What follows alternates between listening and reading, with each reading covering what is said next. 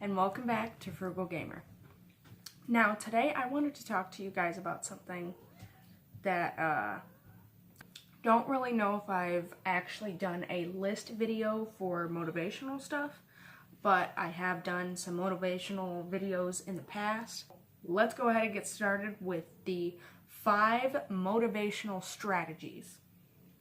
Now, number 1 is going to be exercise. The reason for this is because exercise is a great motivational tool. This is partially because it solely relies on you, so you don't need somebody else to keep motivating you and whatnot.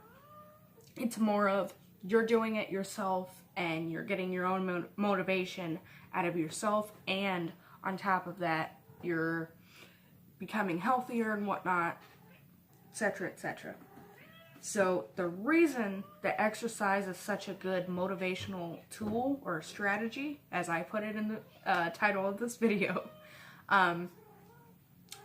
exercise is a great tool because when you're exercising, what you can do is you can say, hey, let's do 15 minutes or 15 squats, do 15 of push-ups and then 15 of this, and then you're done for the day.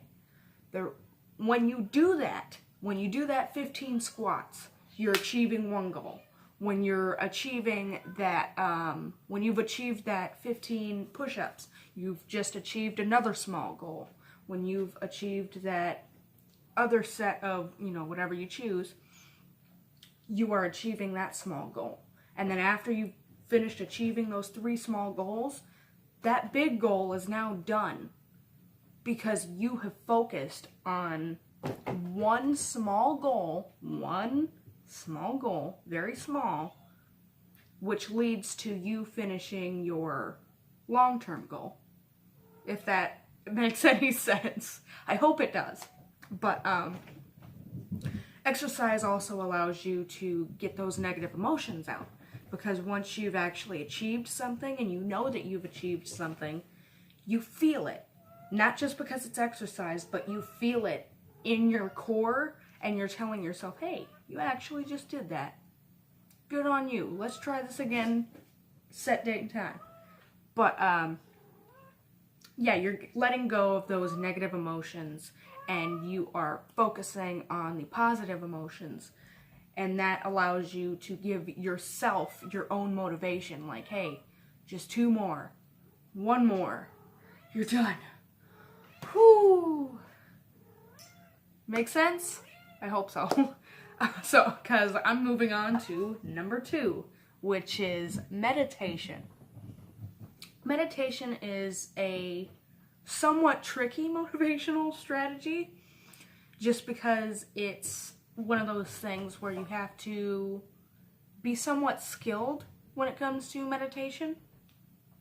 But with meditation, even if you're not skilled, it's still a pretty good motivational strategy, just because of it, like I said, it's letting go of that negative emotion. Not just that, but you're also trying to ease your thoughts. When you're easing your thoughts, those bad thoughts go away, but so do those good ones, and that allows you to take a little bit of a break from all the self-motivation and, hey, I have to do this, I have to do that, I have to do this, I have to do that, I'm this, I'm that. All these different things that we tell ourselves every single day. We're taking a break from that when we start to meditate. So meditating just in and of itself, even if it's just 5 minutes a day, it can actually really help. For example, today I meditated for 10 minutes and I've been able to get more done today than I thought I would. There's only 1 thing left, well, 2 things left that I have to do that I want to get done. And generally speaking, I already know those are going to get done because I still have almost an entire second half of the day left. But meditating can allow you to cut back from the world, and then why that's a self-motivational strategy is because getting rid of that negative emotion is still self-motivation. On top of that, it's more of you, just like with exercise, you are making yourself do it. Nobody's forcing it on you, you're doing it yourself.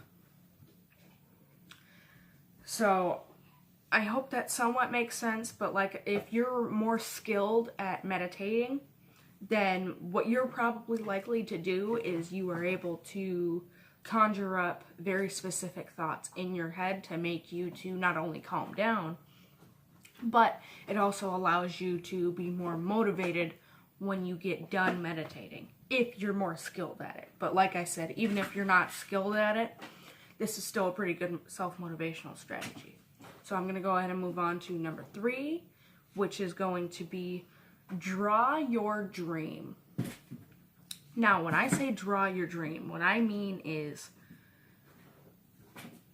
make a diagram of what you want to happen.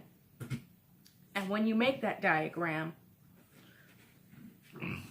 make sure that the main goal is your dream. And make sure that all those lead up points that you're going to surround it with are basically surrounded by your reason for wanting this.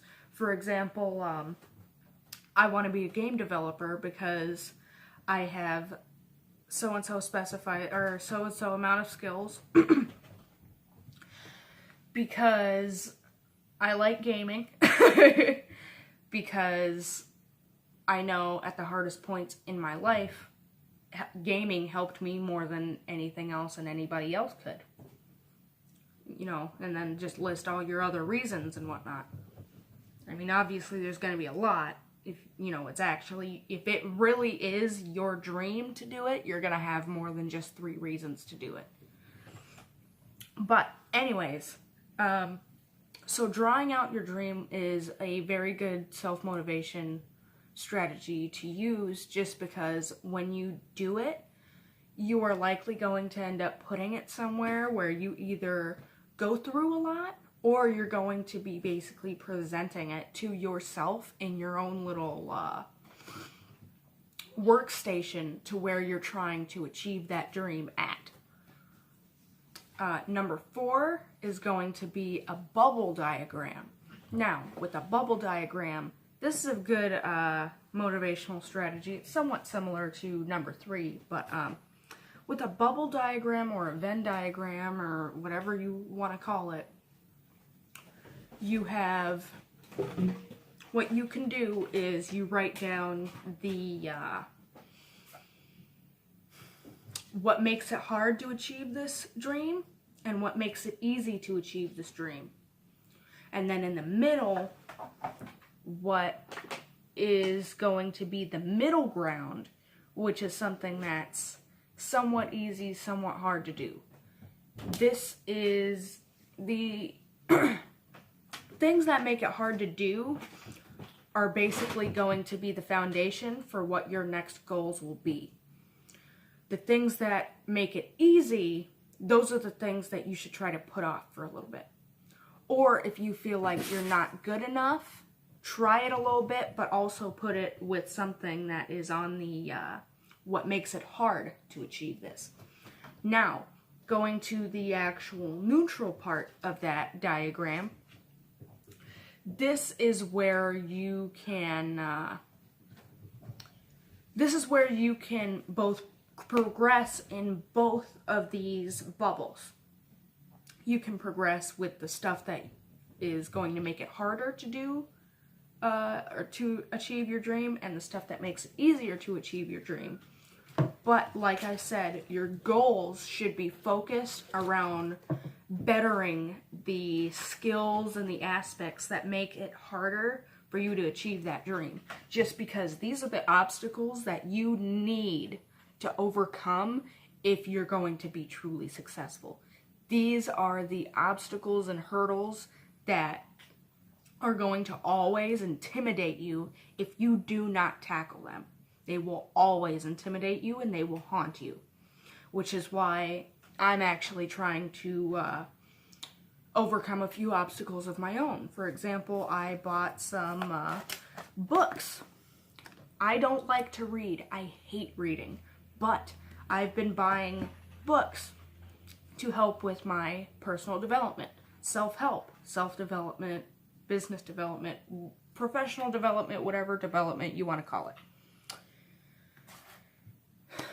But that's okay, and I'm learning the other things that I need to learn in order to be successful as well. So I'm going to go ahead and move on to number 5, which is planner. As simple as that, a planner.